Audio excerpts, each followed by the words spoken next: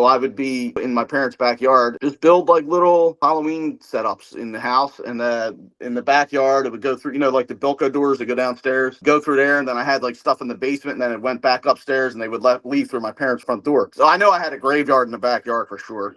Back in the day, they would get wood stakes, and they would put like costumes on them with like masks and put them in their front yard. I had those in the backyard. Then downstairs, I'd have like eyeballs and just like body part, like little stuff like that. But yeah, I would just get like the neighborhood kids. I'd be like, hey, listen, $2, come through the house. And I was very hustling at a young age that way. While other kids were selling hot dogs in front of their house with lemonade, I was doing haunted attractions.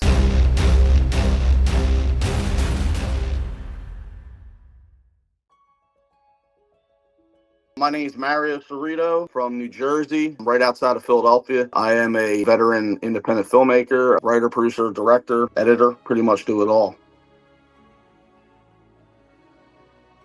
I was a pretty good baseball player. Played high school baseball, 4-year starter, shortstop, played into college. That ended. There was so much love that I had for the game when that ended. It was like ripped away. I had no passion in life, you know what I mean? So there was nothing to do. So that kind of led to film. I'm still involved in baseball. My son plays, so I still coach. I love the game. That was my first passion, really, was baseball. In case I get attacked during the interview, I'm armed. I would say emotions, the emotions you feel when you lose a baseball game. I can relate that to when I'm watching a horror film. You go through like ups and downs in horror movies for sure. Sometimes when a film doesn't pay off, that empty feeling at the end of the movie where you're like, you sit there, you're like, yo, you feel hollow inside. I would say that I can relate that to baseball when you lose a big game. That hollow feeling, like you need more and you just didn't get it.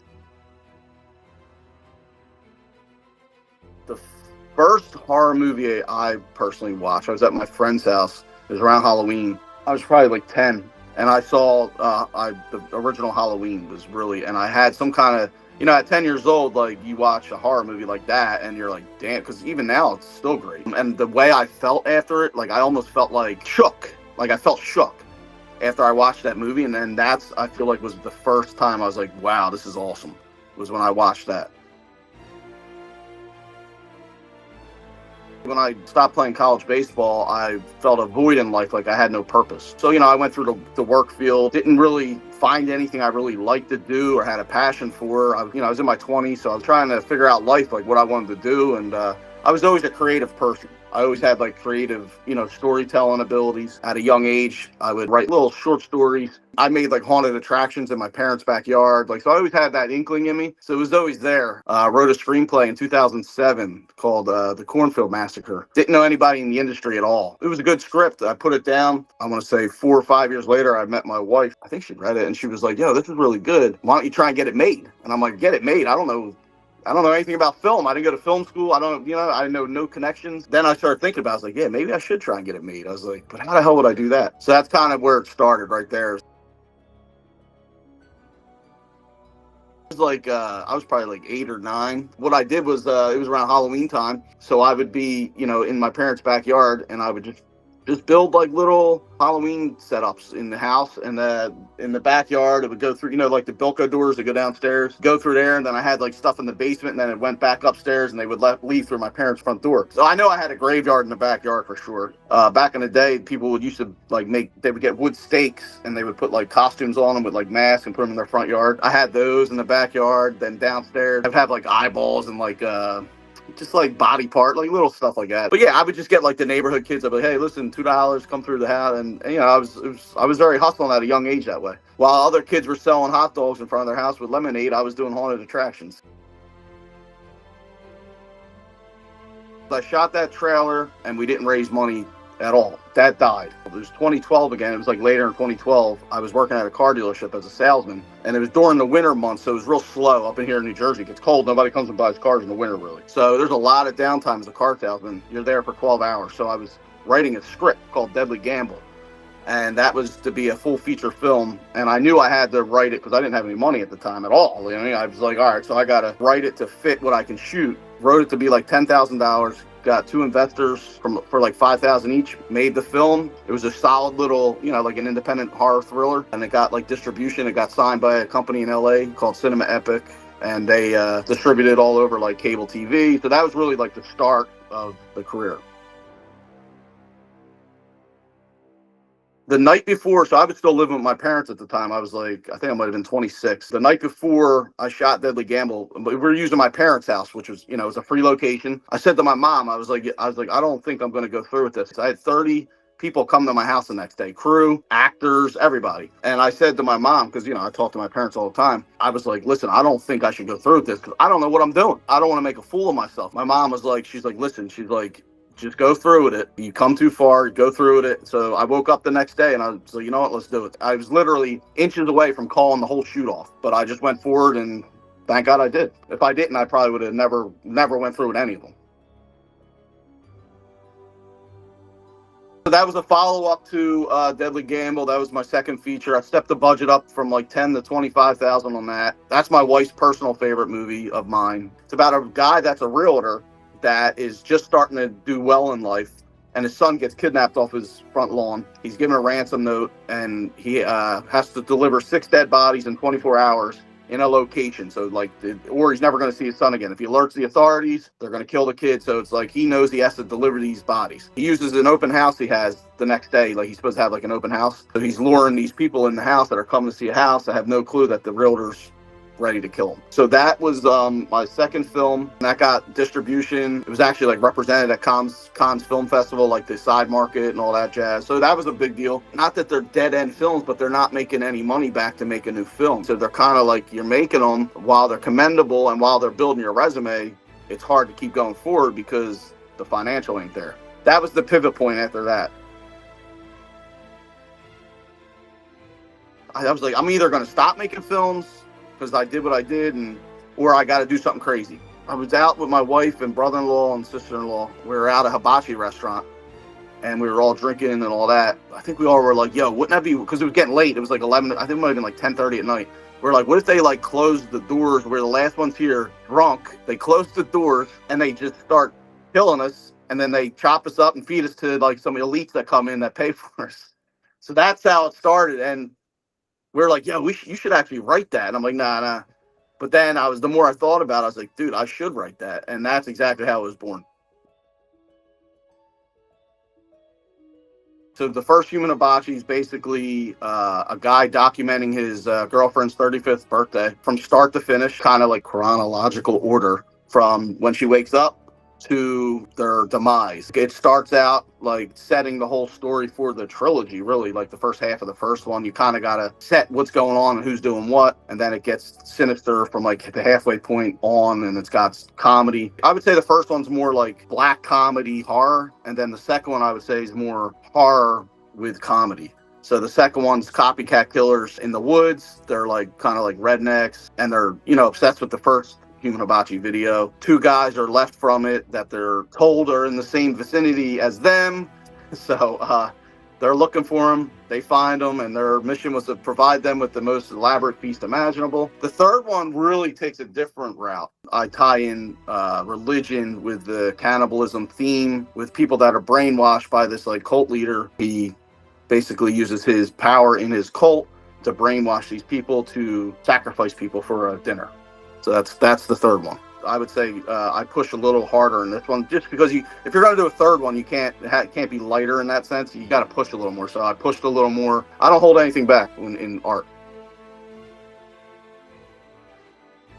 I didn't have the budget to shoot and these cinematically. So now I'm thinking, well, how can I, because, then you got to get the full crew, and then you're talking $30,000, $40,000. I wasn't going to do that again. So I'm like, I'm just going to do found footage, because I'm like, if I can do these found footage style, I can do the shooting myself. I don't have to worry about lighting, because I'll just use all natural lighting, because now I'm saving on a gaffer. And that's kind of the whole reason I did these, because I was like, I got to do something that I can afford. Shooting them was harder than cinematic features, and also easier, if that makes sense. The reason they were easier is because, like I just said, you're not dealing with a full crew. You don't really have to worry about, logistics of lighting and all that. The hard part is you only have one take and one angle on these shots. In a regular feature film, cinematic feature film, if actors drop a line or the performances fall off, you cut that shot and pick it up on another shot and then connect it in the editing room. When you're doing found footage, it's got to be one continuous, say this scene takes 5 minutes for the actors to get out. If you cut it, then you got to go from the top, because you can't say, oh, we'll go get it on a wide or come on a close shot and pick it up there. So that's the challenging part is actually getting through the scenes. So it was harder and easier in a lot of aspects. So, but it was fun. They're way more fun to shoot than the other movies because of the content. We were laughing. So it was a lot of, good morale on set for sure. That I honestly think is the beauty behind the first film. So a lot of those guys flew in from different locations of the country. I think one flew in from Colorado. Another one came from Chicago. They all met up that day. There was no rehearsals. They didn't know each other. They met that night at the restaurant. When they met, I was like, listen, guys, you know what this scene's about. I said, get off the script. Don't even follow the script. Just do what you think will work in that moment. So it was kind of that whole thing, and that is all improv. So that's why it came off so cheeky almost. Comes off very over the top. It's something that doesn't take itself too serious. When I'm making these films, we're all laughing. Like it's like a good time behind making them too. And that's what I was going for. Everything there was either from the meat shop, or if you've seen like the torso and all that was like hanging in the first one, that was from an SFX person that does stuff for LA, Dapper Cadaver. They make really good stuff. So that came from there, but a lot of the stuff I knew I had to get real meat for. I mean, I just had to, especially to make it, to sell that look. You can't have fake. You just can't. We cooked it up and they ate it. It was a long night. They were getting hungry. So I had no connection with them. I always idolized them, though, because they're kind of like the kings of independent horror, really. I just went online, looked at their acquisition manager, sent them the movie, Human Hibachi. Didn't hear anything for like 3 months, maybe. And then he got back and he's like, hey, man, we want to acquire Human Hibachi to put out. So that was like the first, like, wow, that's awesome. Lloyd Kaufman and them guys, they took a liking to it. Then I got to talking to Lloyd's manager. He has a manager that I was talking to, and that's kind of how I really started to get in with them and become friends with them, really. That's like the forgotten little installment. So what happened was I was just going to stop at the second one. And then I was like, you know what? I'm infatuated with bamboo. Like, I think it's the coolest plant ever. I was like, how can you make like a horror film with bamboo? So I just came up with the idea and I was like, let's just show what he did before the Hibachi movies and how he got started. Made it like a 7-minute short, and that was it for a while. And then I was like, I got to complete the trilogy, so I made the third one. It won Best New Jersey, New York film at the New Jersey Horror Con, so it was pretty cool. I think because maybe it happens in today's world, like all the like elites. You don't know, like with all this talk we hear going around. People are eating people are drinking blood. Like you hear all this stuff. So I think like there is a sense of, damn, man, this could really happen. People paying people off to eat people. Found footage always brings people into like the world. I think has like a surreal feel to it. And then I think it's, again, like I said, like it doesn't take itself too seriously. And I think people appreciate that, because sometimes filmmakers will try and be too serious for a low budget film. I feel like the effects hold up fairly well for what they are. So I think there's a mix of everything. The extreme horror people like it. Found footage people will get into it. B horror people like it. So it's got a lot of boxes. I wrote a script, I'm going to say in 2020, called The House in the Pines. So this was a horror. This is mainstream, big budget, like 50 city release horror film, like, you know what I mean, like in theaters. It's a really good story. That is probably be my dream. Of course, you need the budget to do it, a mainstream type horror blockbuster type film. That would absolutely be like my dream project.